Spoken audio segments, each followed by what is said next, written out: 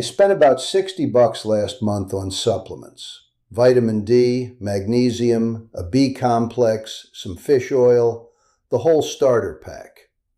And while I was choking down my fifth pill of the morning, I thought, do any of these actually do anything? So I went down a rabbit hole. Research papers, clinical trials, interviews with dietitians, the works. And what I found genuinely surprised me, because the answer is not a simple yes or no. It's way more interesting than that. Stick around, because by the end of this video, you'll know exactly which supplements have solid science behind them, which ones are basically expensive urine, and, most importantly, whether you even need to be taking any of this stuff in the first place. First, some context, because the scale of this industry is kind of wild. Americans spend over $35 billion on dietary supplements every single year. That's billion with a B. There are more supplement products on the market today than there are prescription drugs. Your local pharmacy probably has an entire aisle dedicated to this stuff. And here's the thing most people don't realize. In the United States, supplements are not regulated the same way medications are. Under a law called DSHEA, the Dietary Supplement Health and Education Act, supplement manufacturers don't have to prove their product works before putting it on shelves. They just have to demonstrate it's not immediately dangerous. The FDA can step in after a product causes harm, but they're not pre-approving these things. So when a label says supports immune health or promotes cognitive function, that language is very deliberately vague, because the company isn't allowed to claim it actually treats anything. That doesn't mean supplements are useless. It just means you have to be a smarter consumer, because some of them genuinely work, and some of them are selling you the dream of health at a premium markup. So let's talk about what the science actually says. Let's start with the good news. There are several supplements where the evidence is pretty strong. Not just some people on Reddit swear by it strong, but actual peer-reviewed clinical trial strong. Vitamin D is probably the one with the most robust case behind it. Something like 40% of Americans are deficient in vitamin D, partly because we spend so much time indoors, and partly because very few foods naturally contain it in meaningful amounts. Low vitamin D has been linked to weakened immunity, depression, fatigue, and bone density loss. If you're deficient, supplementing absolutely makes a difference. The catch? If your levels are already fine, taking more doesn't give you superpowers. This one's about correcting a deficiency, not upgrading yourself. Folate, or folic acid, is one of the rare cases where a supplement recommendation is pretty much universal. Pregnant women, or anyone who might become pregnant, are strongly advised to take it because it dramatically reduces the risk of neural tube defects in early fetal development. This one is not controversial at all in the medical community. Omega-3 fatty acids, fish oil, algae oil if you're plant-based, have a decent body of evidence behind them, particularly for cardiovascular health and inflammation. The research is mixed on some of the bigger claims, but for heart health specifically, the data is reasonably solid, especially for people who don't eat much fatty fish. Magnesium is one I didn't expect to find so much support for. A lot of people are low in it because our soil is more depleted than it used to be, and processed foods don't contain much. Magnesium plays a role in over 300 enzymatic reactions in the body. Studies show it can help with sleep quality, muscle recovery, and even anxiety. Magnesium glycinate specifically is the form that absorbs best and is gentlest on your stomach. Iron and B12.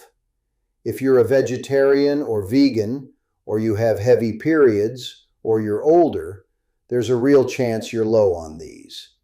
B12 is found almost exclusively in animal products, and iron from plant sources isn't absorbed as efficiently as iron from meat. For these groups, supplementing isn't optional.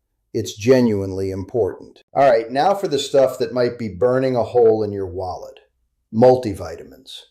This one's going to sting because basically everyone takes them. But here's the problem. For healthy adults who eat a reasonably varied diet, the evidence that a daily multivitamin prevents disease or meaningfully improves health is pretty weak. Multiple large-scale studies, including ones following hundreds of thousands of people over decades, have found little to no benefit for preventing cancer, heart disease, or cognitive decline in generally healthy populations. That said, if your diet is restricted, if you're elderly, or if you have absorption issues, a multivitamin can absolutely fill real gaps. It's just not the insurance policy we've been told it is for everyone. Vitamin C megadosing. I know. Linus Pauling, Nobel Prize winner, was convinced that massive doses of vitamin C could cure everything from colds to cancer. And the idea stuck in our cultural consciousness. But systematic reviews of the research show that high-dose vitamin C does not meaningfully prevent colds in most people. It might reduce the duration by a day or so once you're already sick, but as prevention, not what we hoped for. Biotin for hair and nails. There's very little clinical evidence that biotin supplements actually grow thicker hair or stronger nails in people who aren't already biotin deficient, which, by the way, is rare.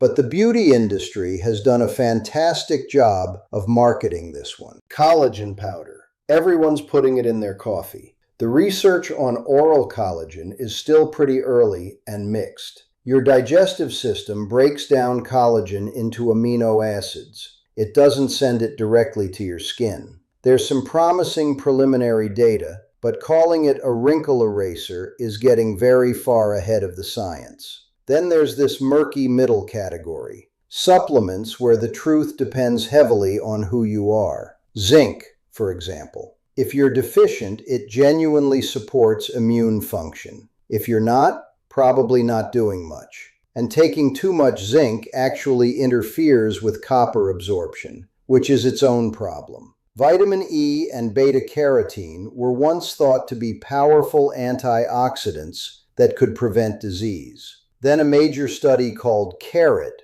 done on smokers, actually found that high-dose beta-carotene increased lung cancer risk. This is a perfect example of why antioxidant equals good is an oversimplification. Context matters enormously. Probiotics are fascinating. The research is genuinely exciting, but it's also really complicated. Different strains do different things. What helps one person's gut might do nothing for someone else. The science is moving fast, but we're not at the point where we can give blanket recommendations yet. The pattern you're probably noticing? A lot of these supplements work best when they're correcting a specific deficiency or addressing a specific condition. The idea that more is always better with micronutrients? That's marketing logic, not biology. Okay, so here's the practical stuff.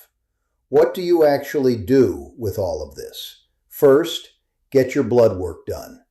I cannot stress this enough. Before you spend money on a single supplement, ask your doctor to check your vitamin D, B12, iron, and magnesium levels. If you know what you're actually deficient in, Supplementing becomes precise instead of random. This is especially important if you're tired all the time, getting sick frequently, or just not feeling like yourself. Second, fix the food first. I know that's the boring answer, but a diet with lots of vegetables, whole grains, legumes, nuts, seeds, and quality protein genuinely covers most of your bases better than a pill can. Supplements got their name because they're supposed to supplement a diet, not replace one. Third, look for third-party testing. Since the supplement industry isn't tightly regulated, look for certifications from organizations like NSF International, USP, or Informed Sport.